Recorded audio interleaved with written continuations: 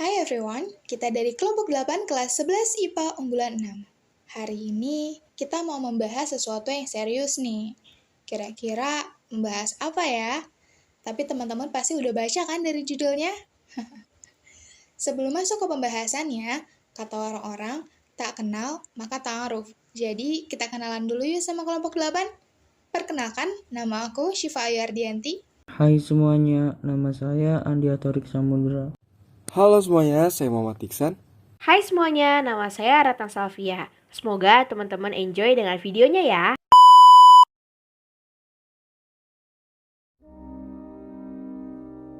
Indonesia merupakan salah satu negara maju, entah itu dalam bidang teknologi, informasi, maupun bidang ekonomi. Karena majunya NKRI, pasti negara kita punya ancaman dong di setiap bidangnya. Begitupun dengan seluruh negara yang ada di dunia, pasti mempunyai ancaman di setiap bidangnya. Di sini, ancaman yang dimaksud adalah sebuah upaya, baik dari dalam maupun dari luar negeri, yang pastinya membahayakan kedaulatan rakyat, keutuhan suatu wilayah, dan keselamatan segenap bangsa. Hal ini yang menggerakkan negara Indonesia untuk membuat strategi ancaman. Dan hari ini, kelompok 8 akan membahas strategi ancaman di bidang ekonomi.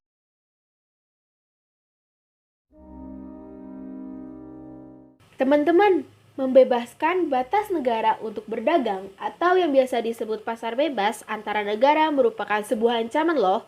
Dan ada juga beberapa jenis ancaman lainnya seperti yang pertama, proses pengurangan bantuan kepada rakyat berupa subsidi. Yang kedua, perekonomian suatu negara mengalami penguasaan oleh pihak asing.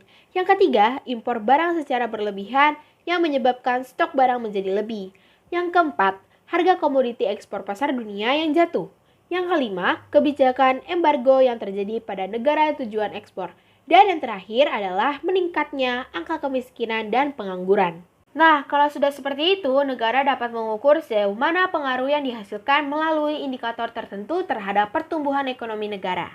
Dengan begitu, negara dapat mengantisipasi dalam menemukan solusi atau strategi mengatasi ancaman di bidang ekonomi. Nah, solusi untuk mengatasi ancaman seperti itu adalah menekankan angka pengangguran dengan cara yang pertama, meningkatkan kualitas pendidikan dan keterampilan bagi setiap warga negaranya. Yang kedua, menciptakan lapangan kerjasama yang bersifat padat karya. Yang ketiga, meningkatkan pelatihan kerja di setiap industri modern. Yang keempat, mengembangkan bisnis dengan cara wirausaha atau entrepreneur. Yang kelima, mendukung bisnis informal. Yang keenam, bekerja sama dengan pihak asing atau negara lain terkait pengiriman tenaga kerja ke luar negeri. Yang ketujuh, meningkatkan fokus ke program KB. Yang kedelapan, menjalankan program transmigrasi. Nah, ada juga mengatasi masalah infrastruktur dalam mendukung aktivitas perekonomian di daerah tertentu. Infrastruktur yang kurang merata akan menciptakan kesenjangan ekonomi di beberapa daerah dan ekonomi menjadi tidak stabil. Lantas, cara untuk mengatasi masalah tersebut adalah dengan cara melakukan pemerataan pada pembangunan infrastruktur di setiap daerah, memastikan pendanaan di bidang infrastruktur secara merata, melakukan riset serta penyesuaian pada infrastruktur untuk memenuhi kebutuhan setiap daerah. Selain masalah infrastruktur yang kurang merata, ada juga ancaman ketergantungan impor. Seperti yang kita tahu, bahwa Indonesia banyak sekali mengimpor barang. Ternyata hal tersebut ada ancamannya loh. Jadi, negara Indonesia tentunya harus memproduksi barang lebih banyak lagi, agar tidak ketergantungan impor dan meminimalisir ancaman. Cara untuk mengatasi masalah tersebut adalah yang pertama, meningkatkan produksi dalam negeri sebagai pengganti impor. Selanjutnya, membuat aturan impor secara lebih ketat. Yang ketiga, meningkatkan aktivitas ekspor. Yang terakhir, menjaga hubungan baik antar negara. Selanjutnya ada masalah menangani hutang negara. Indonesia termasuk negara yang mempunyai hutang terbesar di dunia loh. Hutang dengan warung tetangga aja kadang suka diomongin, apalagi hutang dengan negara lain. Cara untuk mengatasi hutang negara adalah yang pertama, menerapkan efisiensi di berbagai bidang. Yang kedua, mengadakan penggalangan dana dari seluruh warga negara Indonesia. Yang ketiga, meningkatkan pembayaran pajak. Yang terakhir, bekerja sama dengan pihak negara lain untuk mendapatkan donatur luar negeri. Selanjutnya, ada masalah korupsi. Korupsi jadi pusat alasan mengapa pembangunan ekonomi yang lambat loh. Cara untuk mengatasinya adalah membangun supremasi hukum secara lebih kuat, menciptakan pendidikan berbasis anti korupsi, membangun pendidikan moral sedini mungkin, membekali diri dengan pendidikan religi secara intensif, menjaga eksistensi para aktivis. Dan yang terakhir adalah masalah kesenjangan ekonomi.